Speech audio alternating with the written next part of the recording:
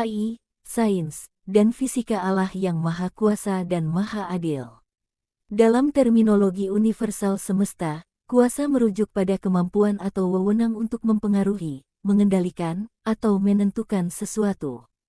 Dalam sains dan fisika arti kuasa dapat diartikan sebagai energi atau kekuatan yang menggerakkan sesuatu dalam ruang dan waktu. Sedang adil dalam terminologi universal semesta berarti memberikan hak atau perlakuan yang setara sesuai dengan prinsip keadilan dan kebenaran. Melibatkan keseimbangan antara hak dan kewajiban, serta mempertimbangkan aspek moral dan etika dalam berbagai konteks, seperti hukum, sosial, dan ekonomi. Dalam sains adil berkaitan dengan objektivitas, keakuratan, dan tidak adanya bias dalam eksperimen atau penelitian. Dalam metodologi ilmiah penelitian yang adil memastikan bahwa data dikumpulkan dan dianalisis tanpa manipulasi atau distorsi. Oleh sebab itu, saat berkuasa harus bersikap adil. Kekuasaan dan keadilan adalah kesatuan tunggal tanpa batas ruang dan waktu. Berikut ini adalah Tuhan yang Maha Kuasa dan Maha Adil sesuai dengan pemahaman AI, sains, dan fisika. 1. Bekerja. Bekerjalah, bukan untuk makanan yang akan dapat binasa, melainkan untuk makanan yang bertahan, sampai kepada hidup yang kekal, yang akan diberikan anak manusia, kepadamu. Yohanes 6, ayat 27. Di dunia ini tidak ada orang yang bisa bertahan hidup tanpa makanan. Ada dua jenis makanan setiap manusia, yaitu makanan untuk jasmani dan untuk rohani.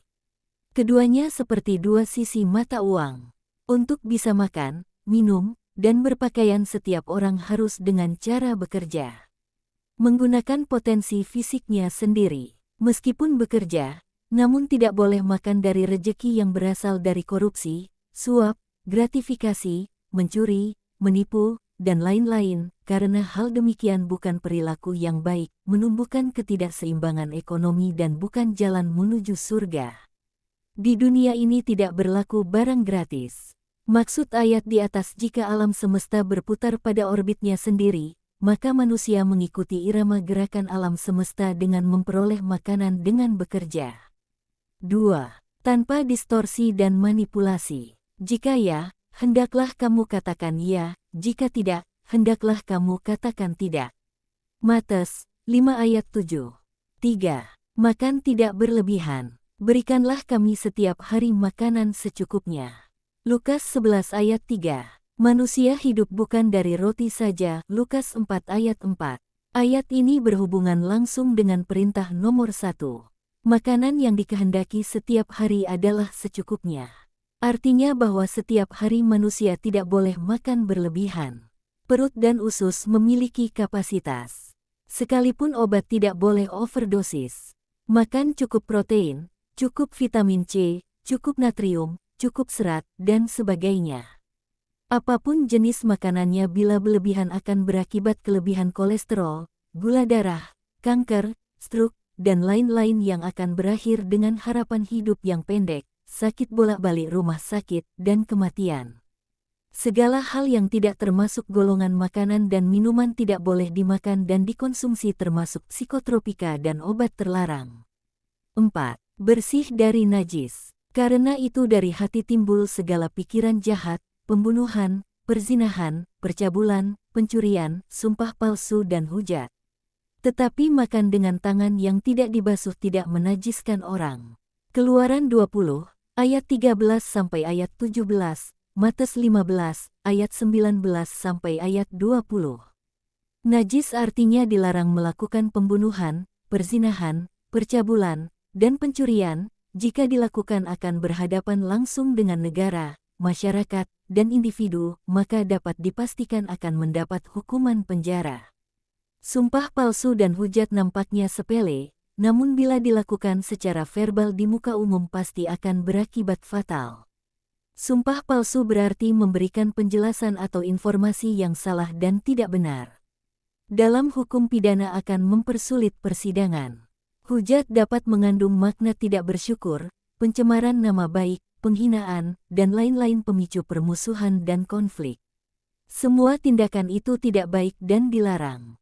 Maksud ayat di atas karena alam semesta tidak bisa melakukan pembunuhan, perzinahan, percabulan, pencurian, sumpah palsu dan hujat. 5. Monogami. Sebab itu laki-laki akan meninggalkan ayahnya dan ibunya dan bersatu dengan istrinya, sehingga keduanya itu menjadi satu daging. Demikianlah mereka bukan lagi dua. Kejadian 2 ayat 24, Markus 10 ayat 8 sampai ayat 9, Matius 5 ayat 32. Tetapi aku berkata kepadamu, setiap orang yang menceraikan istrinya kecuali karena zina, ia menjadikan istrinya berzinah, dan siapa yang kawin dengan perempuan yang diceraikan, ia berbuat zina. Tetapi aku berkata kepadamu, setiap orang yang memandang perempuan serta menginginkannya, sudah berzinah dengan dia di dalam hatinya. Keluaran 20 ayat 13 sampai ayat 17, Matius 5 ayat 28. Poligami adalah aktivitas seksual yang tidak pada tempatnya akan mengundang segudang kejahatan. Potensi kejahatan yang terjadi akibat poligami adalah merebut suami istri orang lain, eksploitasi seksualitas, memperkaya diri sendiri, pencurian, korupsi, KDRT, anak terlantar, kampung janda, dan lain-lain. 6. Hormat dan tenggang rasa kepada semua orang, dan sebagaimana kamu kehendaki supaya orang perbuat kepadamu, perbuatlah juga demikian kepada mereka. Lukas 6, ayat 31. Hormatilah ayahmu dan ibumu dan kasihilah sesamamu manusia seperti dirimu sendiri. Matius 19, ayat 19. Sikap tenggang rasa pada umumnya hanya dipahami sebagai aktivitas non-verbal. Tetapi yang sesungguhnya juga mencakup verbal dan non-verbal. Pepatah Jawa mengatakan, sak landep-landepe gaman, iseh landep omongan, setajam-tajamnya senjata, masih lebih tajam ucapan. Artinya ucapan lebih berbahaya daripada senjata.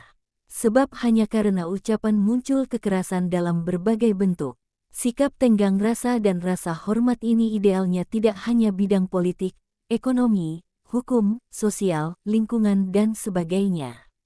Degradasi pemahaman ini mengakibatkan keluarga, sekolah, negara, dan dunia selalu diwarnai perdebatan, permusuhan, konflik, perceraian, dan pembunuhan.